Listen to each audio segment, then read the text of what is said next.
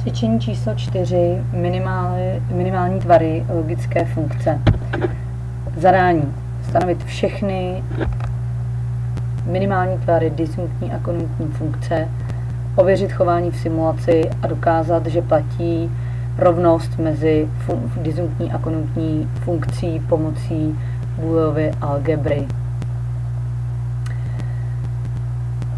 Nejprve tedy je nutné si pomocí Carnagovy mapy udělat minimalizovaný kód funkce f, zase hodnoty funkce f nebo hodnoty f vychází z řetězce kódu určený podle jména a příjmení.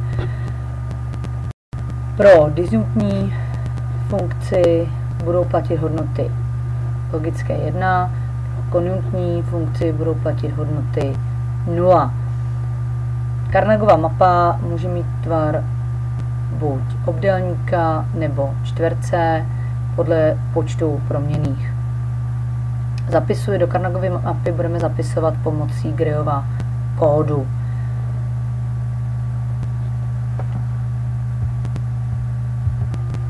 Nejprve se tady podíváme na simulaci minimalizované disjunktní funkce.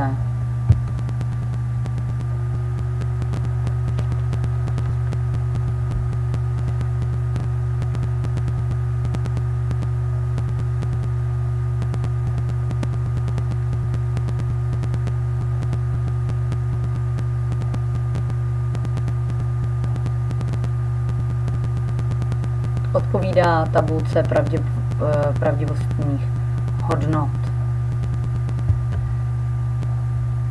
Nyní se podíváme na simulaci minimalizované konjunktní funkce.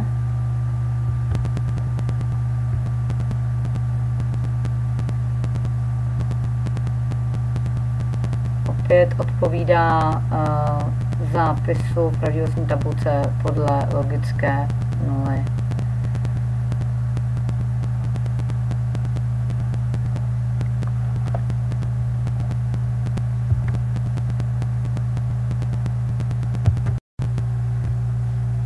Pro ověření rovnosti mezi disjunktním a konjunktním tvarem jsem použila